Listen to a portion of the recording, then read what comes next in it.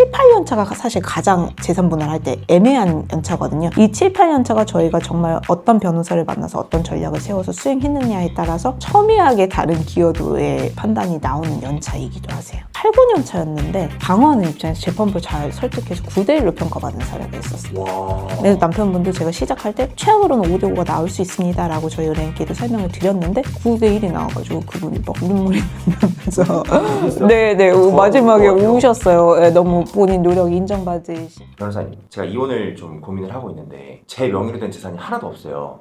근데 저도 돈을 받을 수가 있을까요? 그럼요. 그래요? 예, 왜냐면 재산 분할이라는 게 어쨌든 혼인 기간 동안에 두 분이 취득하신 자산은 배우자 사이에서는 누구의 명의로 돼 있든지 부부의 재산으로 보거든요. 그래서 명의에 관계없이 선생님의 몫에 대해서 재산 분할을 청구를 하실 수 있습니다. 그러면 저희 집 분당 예. 아파트가 네. 제 와이프 명의인데 네. 제가 그럼 그 부분의 일부를 제가 인정을 받을 수도 있다는 거예요? 네, 그럼요. 기여도로 그 부분을 증명을 해서 인정받으실 수 있어요. 그러면은 또 상대방 입장에서 재산 분할을 방어를 해야 되잖아요. 논리를 둘 다 같이 이해하면 좀 더 좋을 것 같은데 네. 두 관점에서 한번 설명 가능하실까요? 그 재산을 어쨌든 찾아오시려는 선생님처럼 재산 분할을 받으셔야 되는 입장은 기여도를 최대한 많이 인정을 받으셔야 되고, 또 반대편에서 본다면 내 이름으로 된 명의에 대해서 상대가 재산 분할을 요구한다면 방어하셔야 되는 입장이 되는데, 두 개가 어떻게 보면 또 본질은 똑같거든요. 그래서 양쪽 입장 다 알아두시면 훨씬 더 뭐 소송 갔을 때 상대는 이런 주장 하겠구나, 그럼 난 어떤 걸 더 대비해야 되겠다, 이런 식으로 도움이 될 수 있습니다. 그럼 사람들이 이혼을 할 때 어떤 실수를 제일 많이 하나요?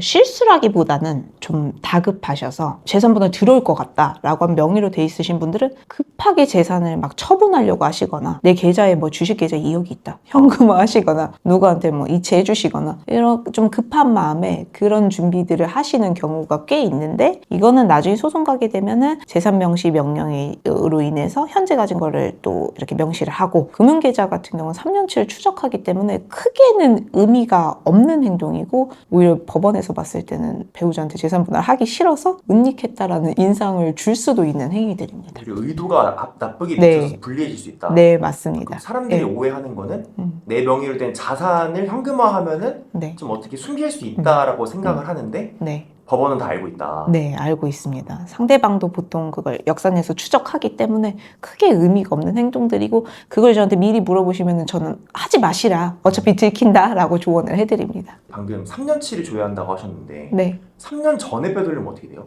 사실 3년 전에 빼돌린 돈이 예를 들어서 어떤 부동산을 처분한 돈, 아파트를 처분한 돈처럼 큰 금액이면 상대가 그때 처분한 거에 대한 매각 대금이 어디 갔느냐, 그런 거를 큰 돈은 의문을 삼을 수 있어요. 그러면 그걸 어느 정도 설명을 해줘야 되는데, 그게 아니고 그냥 통상적인 예금의 흐름범위다, 그러면 3년까지만 잘라서 보기 때문에, 어떤 분께서 이혼을 앞두고 3년 전부터 좀 이걸 빼돌린다 라고 하면 금융계좌에 있는 금액의 경우에는 그냥 그렇게 넘어갈 수 있습니다. 그러면 예. 이거를 찾아내야 되는 입장에서는 혹시 3년 네. 전에 네. 상대방이 빼돌린 돈이 있는지 없는지를 파악하는 뭐 노하우나 그런 게 혹시 그런 사례가 있을까요? 사실은 재산 분할의 본질은 혼인 기간이 10년이든 20년이든 그 안의 거를 모두 털어서 혼인 생활을 점검하자는 데 포인트가 있지는 않아요. 그래서 아까 말씀드렸던 대로 현황에서 3년을 역산하면 충분히 은닉한 거를, 뭐 우리가 이혼을 10년 전에 염두하거나 5년 전에 염두하고 계획하는 경우는 많지 않잖아요. 그래서 3년 전이면 어느 정도 걸러질 수 있다는 게 통상적인 입장이고, 뭐 이때 상속 재산이 생겼다든 아니면 부동산을 매각을 했다든 퇴직금을 받았다든 특이한 이슈에 대해서 소명을 하라고 우선 요청을 하고, 그 소명이 미비한 경우 여기에 한정해서 열어보겠다라고 하면은 법원을 설득을 할 수가 있습니다. 저는 제 아파트가 제 명의가 아닌데도 받을 수 있다고 했잖아요. 그럼 명의자랑 소유자가 다른 건가요? 명의자가 명의가 있으신 건 맞지만, 혼인 기간 중에 취득한 자산은 이제 남편 거든 아내 거든 이제 저희가 재산 명시해서 재산 분할 대상으로 다 보거든요. 그래서 두 분의 재산을 놓고 이제 나중에 기여도가 5대5다 아니면 6대4다라고 하면은 있는 거에서 이동해서 형평을 맞추는 절차이기 때문에, 혼인 기간 중 취득한 것은 명의가 누구이든지 관계없이 분할 대상에 포함이 됩니다. 저는 사실 지금 경제활동을 따로 안 한 지 한 2년 정도가 돼서 거의 전업주부고 이제 와이프를 제가 서포트하고 있는 입장인데 저도 이제 좀 재산 분할을 받을 수 있을까요? 네, 그럼요. 이게 민사법원에서 하는 그런 뭐 동업재산 분할이 아니고 가정법원의 이제 혼인기간 중 재산 분할은 민사사건하고 링의 규칙이 완전히 달라요. 그래서 여기서는 유형 또는 무형적인 기여도를 평가를 하는데 거기 아까 말씀하신 가사노동이라고 할지 육아라고 할지 이런 부분들이 다 포괄되기 때문에 돈을 넣어서 같이 기여를 한다는 측면뿐만이 아니고 그런 무형적인 것까지 포괄적으로 봐서 기여도로 판단이 됩니다. 그리고 또 궁금한 게 네. 그 혼인 시기의 기준도 좀 다를 것 같거든요. 혼인 전에 형성한 자산도 재산 분할 대상이 되는지 궁금해요. 일단은 결혼식을 하시면 그때부터는 사실혼이 인정됩니다. 통상은. 그래서 1년 전에 결혼식을 했고 지금 이제 혼인신고를 해서 법률혼이 됐다고 하더라도 이 1년의 기간이 사실혼이고 그 다음부터가 법률혼이기 때문에 큰 차이는 없습니다. 결국은 결혼식을 한 기준이라고 보시면 좀 간단하고요. 그리고 이제 그 특유재산은 원래는 재산분할 대상이 안 되는 게 원칙입니다. 그리고 다만 예외적으로 특유재산이 유지되거나 증식되는데 기여를 했다라고 하면 재산분할 대상이 될 수 있는데요. 예를 들어서 배우자가 상속받은 건물이 있는데 건물 관리 뭐 이런 거를 도와줬다거나 그 세금을 내가 같이 내줬다 라고 한다거나 대출을 같이 갚았다라는 것도 좋은 지표가 되고요. 그런 부분들이 이제 유지나 증식이 기여했다라는 중요한 부분이 될 수 있는데 실무적인 기준으로는 혼인 기간이 어느 정도 길면은 특유재산도 좀 폭넓게 허용을 해주는 게 법원의 좀 실무적인 태도입니다. 얼마 정도가 기준이에요? 저는 최소한의 기준으로 한 7년 정도 말씀드리고 10년이나 20년 넘으면 거의 특유재산도 어느 정도는 포함돼서 분할된다라고 보시면 됩니다. 그러면 사실혼 전에 동거하는 기간도 인정해요? 그 동거 기간이 사실혼으로 인정될 수도 있고 아닐 수도 있거든요. 결국에는 사실혼의 인정 기준인데 결혼식을 하시면은 100% 사실혼이 인정될 가능성이 더 커지는 거고 결혼식을 안 했을 때는 두 분의 호칭이라든지 경제생활 공동체가 있는지를 봐요. 대외적으로 가족 모임에도 같이 가고 친지 결혼식에도 같이 가고 김장 행사도 같이 가고 해서 대외적으로 누가 봤을 때 다 부부였는지 여부 또 그리고 두 분이 생활비 통장 한 대를 못 몰아서 쓴다거나 한 분이 경제활동에서 한 분한테 정기적으로 생활비 준다거나 진짜 부부처럼 경제적 공동체가 있었는지 두 가지 실질이 부합되면 사실혼으로 인정이 됩니다. 소송 전에 처분한 재산에 대해서 이야기를 했는데 돈을 빼돌리는 경우도 있나요?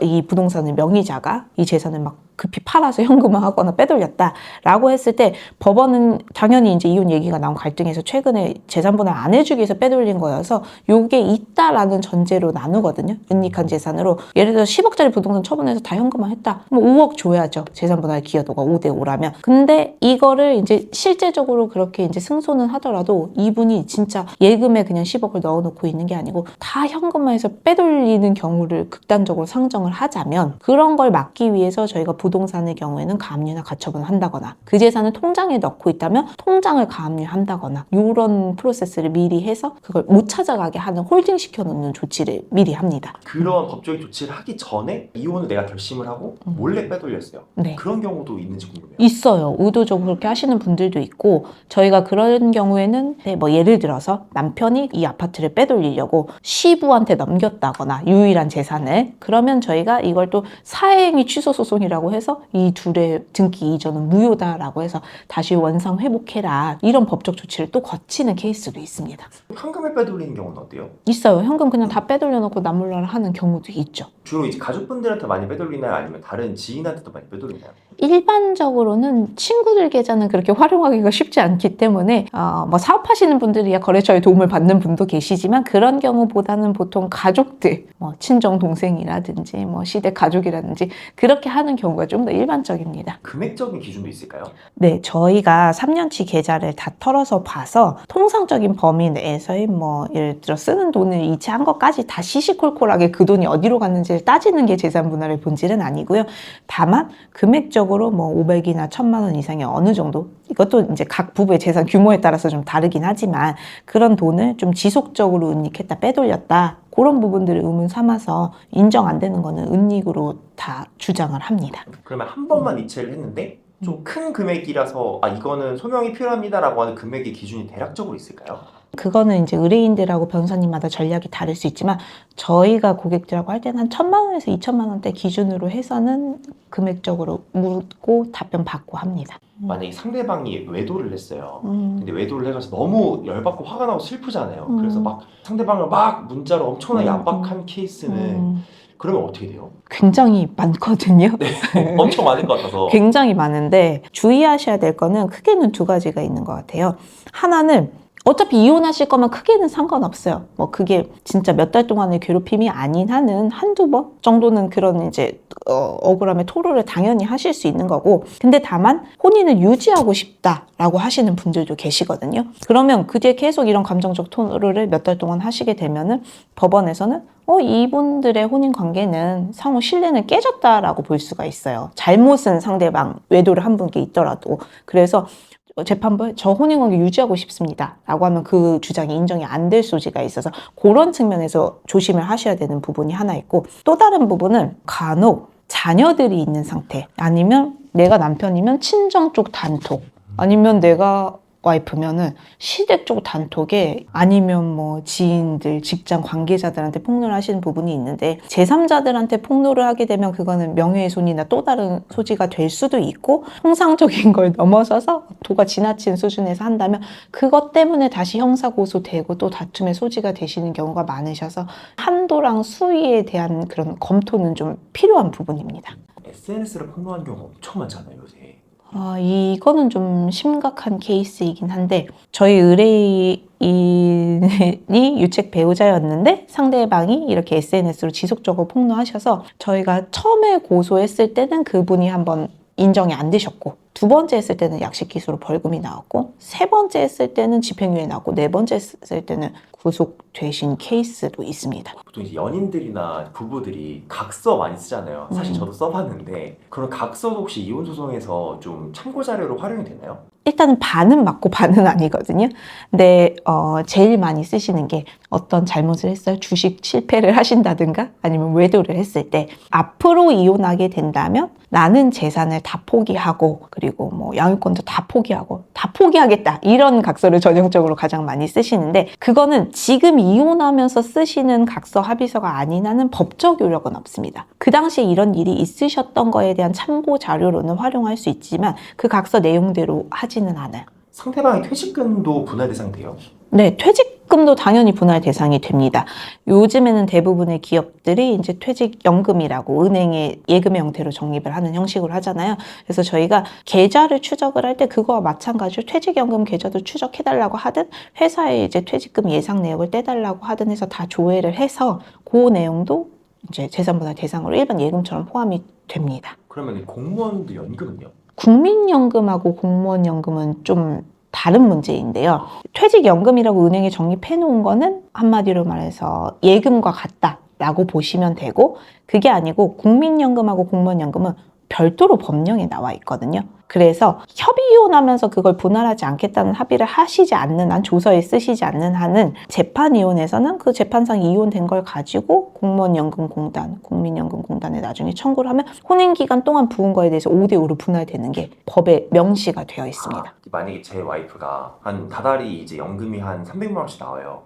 그런 것도 분할을 받을 수 있어요? 네, 그게 이제 두 분 다 수급권자의 나이가 되시고 부은 기간이 총 40년인데 예를 들어서 혼인 기간이 20년이었다. 그럼 20년 동안 부은 거에 대해서는 반반으로 분할됩니다. 그래서 이 연금을 만약에 지키고 싶다라고 하시면 협의 이혼 쪽으로 다른 재산을, 부동산 자산 같은 걸 좀 양보하고 공무원 연금이나 국민연금에 손대지 않는다라는 조건을 명시하셔야 됩니다. 이혼 소송이 끝났는데 이후에 또 청구당한 케이스도 있나요? 사실 소송을 했는데 은닉재산이 있어서 또 청구당하는 경우는 거의 없고요. 예를 들어서 두 분이 그때 헤어지실 때 협의이혼인데 구두로만 재산분할에 대해서 합의를 하셨던가, 아니면 당사자끼리 그냥 한 장 쓰셔서 변호사의 검토 없이 이제 약속하시고 헤어지시는 경우가 있어요. 그랬을 때 후속적으로 이거에 대한 다툼이 생기거나 이행이 안 돼서 재산분할 소송이 가는 경우가 많이 있고요. 그때 집값이 한창 폭등하던 시기에는 나 이때는 이렇게 알고 했는데 지금 내가 이혼할 때는 그 아파트가 5억짜리였는데 지금 1년 반 만에 8억이 됐다라고 해서 수원 동탄 일대에서 재산분할 소송이 정말 많이 있었어요. 애초에 변호사님을 찾아가는 게 맞겠네요. 네. 그런 기준들에 대해서 명확히 소송이 되지 않도록 합의서를 쓰시는 게 많은 다툼을 예방을 하실 수가 있습니다. 저는 사실 협의 이혼을 하면은 굳이 변호사님을 찾아갈 이유가 없지 않을까 그 생각을 하고 있었는데 찾아오길 잘했네요. 그래서 요즘에는 협의 이혼 하시는 분들도 당사자 간에 다 이렇게 쓰셔도 그거를 이제 법적 검토 받은 협의 이혼에 대한 합의서로 쓰시려고 많이 오시는 추세이세요. 사실 지금 또 집값이 심상치 않잖아요. 협의 이혼을 하는데 변호사님 찾아왔어요. 약간 그럼 여지를 남겨두는 케이스도 있나요? 저희가 기본적으로 포인트를 주는 건 두 분의 합의 내용에 따라서 뭐가 합리적이고 최대한 분쟁이 없는 방향으로 조언을 해드리거든요.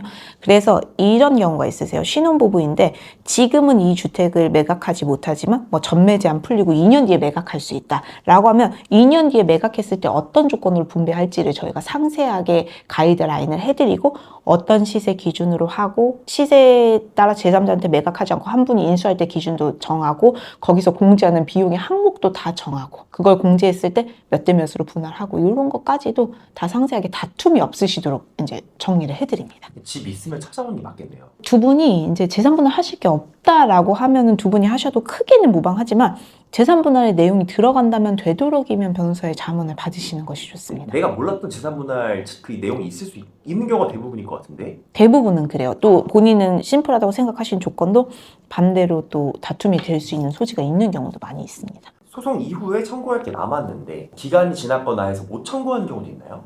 협의 이혼을 하게 되면은 재산분할 소송을 하실 수 있는 기간이 2년이거든요. 근데 그 2년 뒤에 오시면 제가 도와드리고 싶어도 도와드릴 수 있는 방법은 없습니다. 재산분할을 할 때 사람들이 빠뜨리기 쉬운 항목들이 좀 있을 것 같아요. 그러니까 예를 들어서 제 와이프가 만약에 사업가예요. 그 와이프의 법인의 재산도 제가 인정을 받을 수 있나요? 일단 원칙은 상대방 배우자가 사업을 한다라고 했을 때 개인 사업자면은 포함이 돼야 되고요. 법인 사업자면 그거는 제외가 돼야 됩니다. 그래서 개인 사업자라고 하면은 어쨌든 그 자산에 대해서 같이 조회를 해서 다 포함을 개인 명의이기 때문에 하실 수가 있고요. 다만 법인 재산일 때는 예를 들어서 이런 경우가 있어요. 저희 남편은 사업을 하는데 남편 개인 명의로는 아무것도 없지만 남편 법인 명의로 부동산이 뭐 10개 있어요. 20개 있어요. 자산가 있으신 경우가 있는데 그런 경우에는 어떤 방법을 거쳐야 되냐면 개인하고 법인이 다르기 때문에 그 법인이 소유한 부동산을 직접 나누자라고 할 수는 없어요. 다만 거기에 남편이 뭐 주식이 60%가 있으시다라고 하면 한 주당 가액을 평가할 수 있거든요. 그 A라는 법인의 주식이 주당 가액이 뭐 6만 원이 될 수도 있고 3만 원이 될 수도 있고 평가를 할 수 있는 거예요. 그래서 저희가 그런 회계적인 방법을 통해서 법인에 대한 주당 가액을 회계적으로 감정 평가를 하고 그걸 남편이 몇 주 가지고 있는지를 반영을 해서 자산 평가를 해서 가져와서 분할하는 케이스가 많이 있습니다. 재산가인 분들은 숨긴 재산이나 다른 사람 명의로 된 차명 재산이 많을 것 같은데 재산이 없는 제 입장에서 제가 찾기 어려운 재산들이 대표적으로 뭐가 있는지 여쭤볼 수 있을까요? 차명 재산이 좀 힘들 수 있습니다. 왜냐면 아까 말씀드린 대로 해지하거나 어디 계좌 이체하거나 빼돌린 거는 한눈에 보이거든요. 그건 저희가 추적할 수 있는 건데 애시당초 취득할 때 제3자 명의로 취득한 재산 예를 들어서 취득할 때 하나의 아파트는 장모님 명의로 취득했고 하나의 아파트는 처형 명의로 취득한 재산이 있었어요. 그런 재산을 저희가 이제 두 부부의 재산으로 인정시켜서 분할을 하려면 양쪽 당사자들이 모두 일치해서 이건 우리 부부 재산이다 하면 관계는 없지만 보통 그 경우 소송에서는 다 부인을 하거든요.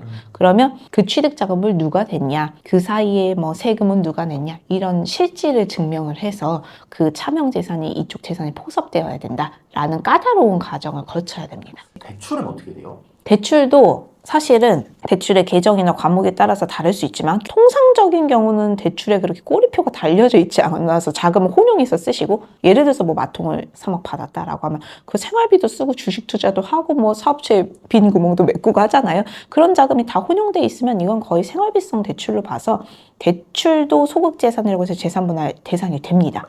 그래서 우리 부부 재산이 5억인데 내 배우자의 대출 내가 모르게 3억이 있었다라고 했는데 그게 투자 실패로 간다든가 뭐 외도한다든지 한 방에 쓰였다든가 그런 게 아니고 조금씩 늘어난 금액이면 재산분할 대상이 되는 경우가 훨씬 더 많습니다. 만약에 명의가 상대방 명의라면 상대방 명의로 된 집에 대해서 이 기여도를 조금 잘 인정받는 방법이 있을 것 같아요. 일단은 제일 중요한 거는 혼인 연차입니다. 모든 가정의 유형적인 노력, 무형적인 노력을 다 뭐 엑셀 작업화해서 평가하는 것은 아니기 때문에 제일 중요한 건 혼인 연차이고, 저희가 실무적으로 재산 분할해서 단기간이냐 그래도 재산 분할이 어느 정도 나오는 연차냐라고 구별할 때는 5년 차이를 이제 단기간 부부라고 보고 5년 차이 이상일 때를 어느 정도 재산 분할 비율이 나오는 부부라고 보고 10년 차가 넘어가면 5대5가 통상이다라고 그냥 저희가 실무적으로 분류하기는 한데 그건 케이스마다 다 다를 수 있는데 그냥 아주 간이하고 편한 분류이거든요. 네. 저는 사실 7년 차에 상대방 명의잖아요.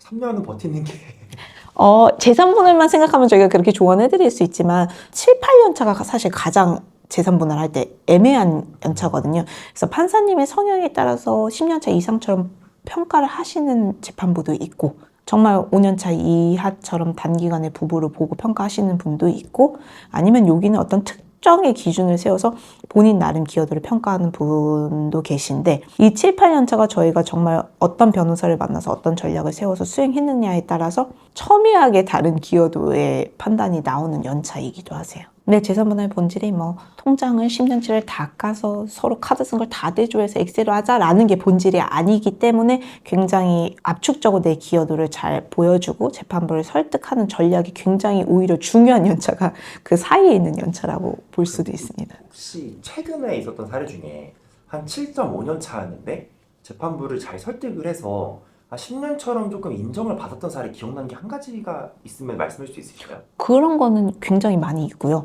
반대로 8, 9년 차였는데 방어하는 입장에서 재판부를 잘 설득해서 9대1로 평가받은 사례가 있었어요. 와. 그래서 남편분도 제가 시작할 때 최악으로는 5대5가 나올 수 있습니다 라고 저희 은행께도 설명을 드렸는데 9대1이 나와가지고 그분이 막 눈물이 난다면서 네네 마지막에 우셨어요. 네, 너무 본인 노력이 인정받으신 게 좋으셔서 이제 만족을 하셨는데 그 재판부는 저희가 설득하는데 정말 공을 들였는데 자료를 많이 낸 거는 아니고 굉장히 압축적으로 재산 증식에 있어서의 흐름하고 그런 거를 압축적으로 잘 설득하는 데 중점을 뒀습니다. 상황을 불리하게 만드는 절대 하면 안 되는 실수가 있을까요? 이 기여도를 인정받을 때? 일단은 어떤 배우자가 잘못을 해서 이 혼인관계가 파탄이 났다고 하더라도 그 유책과는 별개로 지금까지 내 배우자가 혼인생활을 유지한 부분은 인정을 해줘야 되는 거거든요.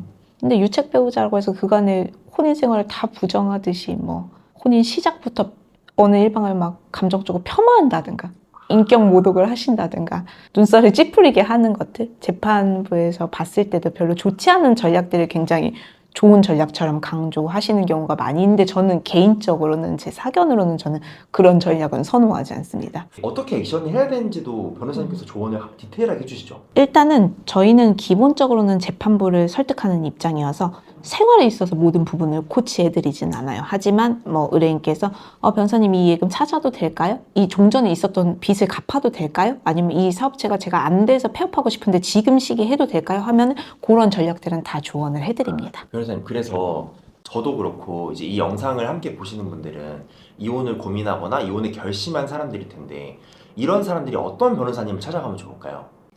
이게 여러 변호사님께 신뢰가 될 수도 있는 말일 수도 있지만 제 사견입니다. 만약에 제 동생이나 뭐 언니가 이혼을 한다. 근데 어떤 변호사를 찾아가냐라고 저한테 묻는다면 저는 크게는 한 2-3가지 기준을 말씀드릴 것 같아요. 일단은 이혼 전문 변호사님. 그래서 이혼 전문 변호사님 중에서 당장 그 사건을 맞닥뜨리신 의뢰인과 좀 비슷한 케이스를 풀어보신 경험이 있는 분이 좋을 것 같고요. 왜냐면 아까 말씀드린 것처럼 민사법원하고 가정법원의 링의 규칙이 완전히 다르기 때문에 또 형사소송과도 다르기 때문에 여기에 포인트를 맞춘 이혼 전문 변호사님들께서 일반적으로 업무를 잘 수행하신다고 저는 생각하고 2번째는 제가 한번 상담을 했었는데 저희 의뢰인께서 이제 1심을 패소하고 오셔서 제가 항소심 상담이었는데 변호사님하고 소통하는 게 너무 힘드셨다. 왜냐면 이제 항상 카톡 무슨 오픈 채널 뭐 그런 걸로만 소통을 할 수 있고 연락처도 모르고 예, 그런 방법이 막혀 있어서 본인이 어디 가서 변호사님하고 또 어떻게 얘기를 해야 되는지 아예 그런 창구가 좀 없었다라고 말씀을 하신 분이 있으셨어요. 극단적인 경우이긴 하지만 그래서 저는 변호사님하고 전략적인 것도 잘 맞고 소통도 어느 정도 좀 되는지 직접 소통이 되는지 예, 그거를 좀 챙겨보시라고 말씀을 드리고 싶고 요거는 제가 지인들한테 말씀드릴 때 좀 팁이기도 한데 아무래도 그 법원이 해당하는 관할 법원에서 업무를 많이 처리해 보신 변호사님이 재판부의 특성이나 이런 거를 참조를 하실 수가 있다. 그래서 고려를 하시라라고 해서 예를 들면 저는 제 지인이 대구에 계신 분이다. 대구에 계신 이혼 전문 변호사님하고 상의해라 라고 그렇게 조언을 해드려요. 그렇게 말씀을 드리고 여성 변호사님이 좋냐 남성 변호사님이 좋냐 성별에 대해서도 여쭤보시는 분이 있는데 보통 저를 찾아오시는 분은 여성 변호사님하고 할 때 제가 여성이어서 소통이 더 편해요 라고 해서 오시는 분이 있고 또 남자 의뢰인 중에서 변호사님 근데 저는 여성 변호사님하고 더 꼼꼼하게 소통해서 좋은 전략을 만들어 보고 싶어요 하시는 분이 남자 의뢰인들 중에서도 오시는 분들이 많이 있습니다. 변호사님 그러면 어느 지역을 주로 담당하시나요? 저희는 수원가정법원 관할 지역이 많이 있고 업무는 서울부터 수원가정법원 관할 밑에 있는 뭐 안양이라든지 성남이라든지 이런 부분들 안산 지원, 평택 지원 이렇게도 다 케어가 가능합니다. 동탄도 혹시 가능하신가요? 동탄이 수원가정법원 관할입니다. 변호사님 마지막으로 변호사님 소개 간단히 하고 마무리 지으면 좋을 것 같아요. 네, 전 전선의 변호사이고요. 네, 2012년도부터 수원 지역에서 이제 변호사로 활동을 하고 있고, 저희가 지금은 법무법인을 설립을 해서 법무법인 로엔탑이 되었습니다. 저희가 수원 지역에서 많이 활동을 하고 있고, 저희가 주되게 처리를 하고 있는 업무 분야는 일단 가사 분야. 이혼 상속과 관련된 업무를 많이 하고 있고 그 외에 부동산하고 건설 분쟁도 처리를 하고 있고 기업 쪽에 관련된 기업회생 쪽 자문도 하고 있어요. 그래서 제가 아까 이혼 재산 분할을 말씀드릴 때 뭐 법인 사업자일 경우 감정 평가하는 이런 부분들을 말씀을 드렸는데 이런 부분들이 연동돼서 처리가 될 수 있는 것들이 또 저희 법무법인의 강점이라고 할 수 있고 어쨌든 저희는 지역에서 이미 업무를 처리하셨던 분들께서 좀 입소문을 많이 내주셔서 한번 처리하신 고객들이나 주위에 계신 분들이 많이 찾아와 주시고 계십니다. 어떤 분들이 찾아오면 좋을까요? 뭔가 1심에서 안 좋은 결과를 받으신 분들이 굉장히 많이 찾아오세요. 그래서 저희가 작년에 수원고등합의부에서 항소사건 굉장히 많이 했는데 항소사건에서 결과를 바꾸기가 쉽지 않거든요. 근데 굉장히 많은 좋은 성과를 이뤄냈습니다. 어려운 걸. 네네네. 아무래도 패소하거나 뭔가 재산분할 기여도가 마음에 안 든다거나 항소하신 분들은 1심에 대해서 불만족을 갖고 계시는 분들이 하시는 건데 그런 사건들에 있어서도 많은 좋은 성과를 냈기 때문에 이런 업무 영역에서 이혼이나 상속 분야 관련해서 어려움이 있으신 분들이 오시면 좋을 것 같습니다. 첫 소송을 하려고 하는 분들도 오면 좋나요? 첫 소송을 하려고 하시는 분들이 오셔야 됩니다. 첫 합의를 하시려고 하시는 분들이 오셔야 됩니다. 왜냐면 이걸 지고 시작하면은 그만큼 바로 잡는데 굉장히 많은 품과 공이 들고 그렇게 해도 될지 안 될지는 또 부딪혀 봐야 되는 일이거든요. 그래서 처음 합의하시고 처음 시작하시고 처음 소송을 준비하시는 분들이 처음부터 좋은 전략으로 가셔야 좋은 결과를 받으시기가 편합니다. 오늘 좋은 이야기 많이 해주셔서 감사하고 네, 와이프랑 잘 준비해 보겠습니다. 네, 감사합니다. 네, 감사합니다. 고생하셨습니다. 고생하셨습니다.